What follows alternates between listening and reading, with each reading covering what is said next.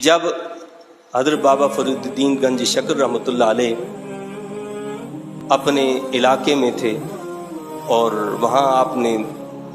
علم حاصل کرنے کے لیے آپ تشریف لے گئے، جس مسجد اور مدرسے میں آپ تعلیم حاصل کر رہے تھے، تو ایک دن دہلی سے حضرت قطب الدین بختیار کاکی رحمۃ اللہ علیہ وہاں تشریف لائے۔ تمام طلباء آپ سے ملے، لیکن ایک فرد، ایک طالب علم اپنی پڑھائی میں مصروف ہے، اپنی اسٹڈی میں مصروف ہے۔ تو حضرت خواجہ قطب الدین بختیار کاکی رحمۃ اللہ علیہ اس کے پاس جاتے ہیں اور کہتے ہیں کہ فرید کیا پڑھ رہے ہو؟ تو کہنے لگے کہ میں نافع پڑھ رہا ہوں، فقہ کی کتاب ہے۔ فرمایا کہ اللہ تیرے لیے اس کو نافع بنائے، دنیا اور آخرت میں نافع بنائے، تجھے نفع دینے والی بنائے۔ یہ الفاظ ادا ہوئے اور ایک ولی کامل کی نظر آپ پر پڑی تو آپ کی دل کی دنیا تبدیل ہو گئی، اور آپ نے ایک نظر دیکھا اور آپ کی قدم بوسے کے لیے آگے بڑھے اور فرمانے لگے کہ میں عالم تو نہیں ہوں، لیکن میرا دل یہ کہتا ہے کہ آپ کوئی عام شخصیت نہیں ہیں بلکہ اللہ کے کوئی خاص بندے ہیں۔ اس وقت خواجہ قطب الدین بختیار کاکی رحمۃ اللہ علیہ نے فرمایا کہ فرید، سلسلہ چشتیہ کو میرے بعد تم نے سنبھالنا ہے، سلسلہ چشتیہ کو میرے بعد تم نے سنبھالنا ہے، لیکن ابھی منزل بہت دور ہے، ابھی منزل بہت دور ہے۔ بہرحال جتنے دن ملتان کے اندر حضرت خواجہ قطب الدین بختیار کاکی رحمۃ اللہ علیہ رہے، تو بابا فرید رحمۃ اللہ علیہ جو ہیں روزانہ آپ سے ملاقات کے لیے جاتے، اور جب آپ دہلی روانہ ہونے لگے تو آپ بھی ساتھ چل دیے۔ چند میل کے فاصلے پر پہنچے تو حضرت خواجہ قطب الدین بختیار کاکی رحمۃ اللہ علیہ نے فرمایا کہ فرید، ابھی تم واپس جاؤ، یعنی میرے ساتھ نہیں جانا، تم واپس جاؤ اور ابھی علم حاصل کرو، اور علم حاصل کرنے کے بعد جب علم سے فارغ ہو جاؤ تو تب میرے پاس آنا۔ لوگ کہتے ہیں نا کہ جی یہ صوفی لوگ، ان کو تو علم کا پتہ ہی نہیں ہوتا۔ تو یہ صوفی لوگ وہ ہیں کہ جنہوں نے پہلے دینی دنیاوی علوم پر مہارت حاصل کی، اس کے بعد علم طریقت اور علم جو حقیقت ہے اس کے بعد میں سیکھا ہے۔ پہلے دینی اور دنیاوی علوم کو سیکھا۔ چنانچہ حضرت بابا فرید الدین گنج شکر رحمۃ اللہ علیہ واپس آ گئے اور تعلیم میں مصروف ہو گئے، اور پھر ملتان میں اور پھر دیگر علاقوں میں، بغداد میں اور دیگر کئی علاقوں میں آپ دینی اور دنیاوی علوم کے حصول کے لیے تشریف لے گئے۔ جب آپ علوم سے فارغ ہو گئے تو فارغ ہونے کے بعد آپ واپس اپنے گھر تشریف لائے، تو بہت کمزور نحیف ہو چکے تھے۔ تو والدہ نے دیکھا کہ آپ بڑے پریشان سے ہیں، تو آپ نے وہ سارا واقعہ سنایا، کس طرح حضرت خواجہ قطب الدین بختیار کاکی رحمۃ اللہ علیہ جب تشریف لائے تھے تو اس وقت انہوں نے یہ الفاظ کہے تھے۔ تو والدہ نے کہا کہ ٹھیک ہے، چند دن روکا اپنے پاس اور پھر فرمایا کہ اب جاؤ دہلی میں خواجہ صاحب سے ملاقات کرو۔ تو بابا فرید فرمانے لگے کہ بھائی وہ میں بچپن میں، اس وقت میں بچہ تھا اور آج میں بڑا ہو چکا ہوں، اب کہاں خواجہ صاحب مجھے پہچانے، تو میں جا کے کیا کروں گا؟ تو ماں نے کہا کہ تمہیں ان کی نظر کا پتہ نہیں ہے، جانا تمہارا کام ہے، اگلا کام ان کا ہے، تم جاؤ۔ تو حضرت بابا فرید الدین گنج شکر رحمۃ اللہ علیہ اپنے گھر سے پیدل چلتے ہیں اور دہلی کا سفر اختیار کرتے ہیں، وہاں پہنچتے ہیں۔ حضرت خواجہ قطب الدین بختیار کاکی رحمۃ اللہ علیہ کی خانقاہ پر آپ کے دربار میں حاضر ہوتے ہیں، تو وہاں کا سماع ہی الگ ہے کہ سلطان الہند شمس الدین التمش جو ہے وہ دربار پر ہاتھ باندھے کھڑا ہے۔ تو جب آپ نے دیکھا کہ سلطان اس طرح یہاں کھڑا ہے تو مجھے کون پوچھتا ہے؟ تو تھوڑی دیر ہی گزری تھی، آپ وہیں کھڑے تھے اور یہی سوچ رہے تھے کہ مجھے یہاں اس دربار میں کون پوچھے گا، جہاں سلطان الہند کھڑا ہے ہاتھ باندھے ہوئے۔ تو چند منٹس کے بعد ایک خادم آیا اور کہا کہ فرید الدین، تمہارا بے تابی کے ساتھ خواجہ صاحب انتظار کر رہے ہیں، اندر آؤ۔ قطب الدین بختیار کاکی رحمۃ اللہ علیہ نے آپ کو اندر اپنے پاس بلا لیا، اور جب آپ اندر داخل ہوئے تو خواجہ صاحب نے فرمایا کہ میرا بابا فرید آ گیا۔ کیا فرمایا؟ میرا بابا فرید آ گیا ہے۔ حالانکہ بابا فرید الدین گنج شکر رحمۃ اللہ علیہ کی عمر اس وقت بہت کم تھی بنسبت خواجہ صاحب کی، اگر خواجہ صاحب رحمۃ اللہ علیہ کی عمر بہت زیادہ تھی، لیکن آپ نے فرمایا کہ میرا بابا فرید آ گیا، اور پھر اپنی خدمت میں آپ کو رکھا۔ پھر چلہ کشی اور دیگر سے سارے معاملات ہوئے۔ تو وہاں سے بھی جب حضرت خواجہ صاحب نے آپ کو روانہ کیا تو روانہ کرتے ہوئے یہ کہا تھا کہ ابھی تم فلاں علاقے میں چلے جاؤ، اور میرے وصال کے 3 دن کے بعد تم پہنچو گے، میرے وصال پر تم یہاں نہیں ہو، تو جو چیزیں ہوں گی، تبرکات ہوں گے، میں یہاں چھوڑ کر جاؤں گا، تو تم نے آ کر یہاں سے وہ لینے۔ تو کہتے ہیں کہ جب خواجہ قطب الدین بختیار کاکی رحمۃ اللہ علیہ کا وصال ہوا، اسی رات خواب میں بابا صاحب نے دیکھا کہ آپ کا وصال ہو گیا۔ اسی دن آپ چل پڑے وہاں سے۔ جب آپ پہنچے تو کہتے ہیں کچھ تذکرہ نگار کی 3 دن ہو گئے تھے، کچھ کہتے ہیں 5 دن بعد آپ وہاں پر پہنچے، اور پتہ چلا کہ حضرت خواجہ صاحب کا وصال ہو گیا ہے، اور آپ کو جو تبرکات تھے وہ سارے آپ کے حوالے کیے گئے، اور خواجہ صاحب کی مسند پر آپ کو مسند نشین کیا گیا۔ لیکن ظاہر ہے کہ یہ ایک عجیب ماحول تھا، یعنی بادشاہ جو ہیں وہ یہاں حاضر ہوتے تھے، اور جہاں بادشاہ حاضر ہوتے ہیں وہاں پھر آپ دیکھتے ہیں کہ کتنی سیکورٹی اور کتنا یہ سارا کچھ موجود ہوتا ہے۔ ایک تو یہ اندازہ کریں کہ آج کل ہم یہ سمجھتے ہیں کہ بڑا پیر وہ ہوتا ہے کہ جو بڑے بڑے لوگوں کے پاس جاتا ہے، وزیروں کے پاس، مشیروں کے پاس جاتا ہے۔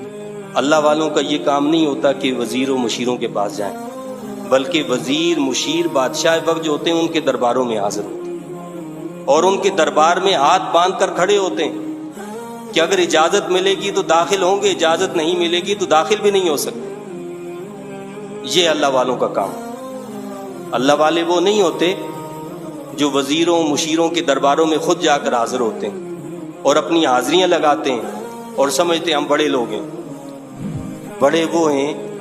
کہ بڑے لوگ جن کے درباروں میں حاضر ہوتے ہیں۔ بابا ولایت شاہ رحمۃ اللہ علیہ کے پاس کتنے بڑے بڑے لوگ آتے تھے، ان کے دربار میں حاضر ہوتے تھے۔ ایسا نہیں ہے کہ بابا صاحب جاتے تھے ان کے پاس کہ جی یہ کوئی بڑے لوگ ہیں، میں ان کے پاس جاؤں تو میری قدر و قیمت بڑھ جائے گی۔ نہیں، ان کی قدر و قیمت اللہ کے نزدیک ہوتی ہے۔ تو بابا صاحب نے دیکھا کہ یہاں کا ماحول جو ہے اور اس میں لوگوں کی رسائی آپ تک بڑی مشکل تھی۔ ایک ایسا واقعہ ہوا کہ ایک شخص جو ہے ہانسی سے آیا تھا آپ سے ملنے کے لیے، لیکن وہاں ملاقات کا کوئی ایسا ذریعہ ہی نہیں تھا۔ جب آپ نکلے کسی نہ کسی طرح وہ آپ کے قدموں میں گر گیا، اور اس نے کہا کہ حضرت آپ نے ہانسی کو چھوڑ کر یہاں پہنچے، کیا کر دیا آپ نے؟ یہ یہاں کیا ہو رہا ہے؟ اور لوگوں سے آپ کی ملاقات نہیں ہے، تو آپ کو تو اللہ کا شکر ادا کرنا چاہیے کہ اللہ نے اپنی مخلوق کو آپ کی طرف بھیجا ہے۔ تو آپ کو یہ بات بڑی لگی، اور آپ نے اسی وقت وہاں سے دہلی کو چھوڑا اور ہانسی میں تشریف لے کے دوبارہ، اور یہ ہانسی میں جانا ہی اصل میں سلسلہ چشتیہ کے لیے بہت اچھا تھا، کیونکہ جو دہلی کے بعد میں حالات ہوئے اور پھر وہاں کی جو کنڈیشن تھی، علماء اور بڑے بڑے جو صوفیاء بھی تھے وہ بھی سیاست کے پیچھے لگ گئے۔ شاید ممکن تھا کہ آپ وہاں ہوتے تو آپ بھی سیاست کے معاملات میں پڑ جاتے، تو آپ ہانسی میں رہے جہاں سے آپ نے سلسلہ چشتیہ کو مزید فروغ دیا اور اپنے وہاں پر خلفاء مقرر کیے۔ پھر بالآخر آپ واپس یہاں اجودن میں، یعنی جسے آج ہم پاک پتن کہتے ہیں، یہاں تشریف لائے۔ اس میں کوئی شک نہیں ہے کہ سلسلہ چشتیہ کے مؤسس اول یعنی پہلے فاؤنڈر جو ہیں وہ حضرت خواجہ معین الدین چشتی اجمیری رحمۃ اللہ علیہ ہیں، لیکن تاریخ یہ کہتی ہے کہ مؤسس ثانی یعنی دوسرے فاؤنڈر اگر سلسلہ چشتیہ کے ہیں تو وہ بابا فرید الدین گنج شکر رحمۃ اللہ علیہ ہیں، جن کے ذریعے سے سلسلہ چشتیہ اس ہندو پاک میں پھیلا ہے۔ اور آپ کے سلسلے کے جو کڑیاں ہیں، 2 بڑی کڑیاں یعنی نظامیہ اور صابریہ، وہ آپ کے ذریعے سے پھیلی، اور ان کے ذریعے سے یہ سب سلسلہ چشتیہ ہر طرف پھیلا۔ تو اللہ نے یہ بڑی عزت اور عظمت دی تھی کہ گو کہ آپ مرید تو ہیں خواجہ صاحب کے، حضرت خواجہ قطب الدین بختیار کاکی رحمۃ اللہ علیہ کے، لیکن جب آپ بیعت ہوئے خواجہ صاحب سے یہ وہ وقت تھا جب خود حضرت خواجہ غریب نواز معین الدین چشتی اجمیری رحمۃ اللہ علیہ بھی موجود تھے، اور واقعہ بھی ایسا ہوا کہ آپ کے سر پر دستار آپ کے اپنے شیخ نے نہیں بلکہ شیخ کے شیخ نے رکھی۔ وہ جو مشہور واقعہ ہے کہ حضرت خواجہ غریب نواز معین الدین چشتی اجمیری رحمۃ اللہ علیہ جب دہلی تشریف لائے اور آپ کا پوچھا اور بتایا گیا کہ جی آپ اس طرح چلہ کشی میں ہیں، تو پھر جب بابا صاحب وہاں حضرت خواجہ معین الدین چشتی اجمیری رحمۃ اللہ علیہ تشریف لے گئے تو آپ نے فرمایا خواجہ صاحب سے، خواجہ قطب الدین بختیار کاکی رحمۃ اللہ علیہ سے فرمایا کہ ایک طرف سے تم پکڑو اور ایک طرف سے خواجہ معین الدین چشتی اجمیری رحمۃ اللہ علیہ نے خود پکڑا اور آپ کو کھڑا کیا، اور کھڑا کرنے کے بعد خواجہ معین الدین چشتی اجمیری رحمۃ اللہ علیہ نے حکم دیا خواجہ صاحب کو کہ اپنی دستار دو، اور خواجہ صاحب کی دستار لے کر خواجہ معین الدین چشتی اجمیری رحمۃ اللہ علیہ نے اپنے دست مبارک سے بابا فرید کے سر پر باندھ دی، وہ دستار باندھ دی۔ اس دستار کو باندھنے کے بعد خواجہ صاحب نے اپنی دستار اتاری اور اس دستار کو اتار کر آپ کے سر پر باندھ دی، اور پھر یہ جملہ فرمایا آپ نے فرمایا کہ یہ وہ دستار ہے، اپنی دستار جو آپ نے پہنائی، کہ جو مجھ تک حضرت امام حسن رضی اللہ تعالیٰ عنہ سے پہنچی ہے،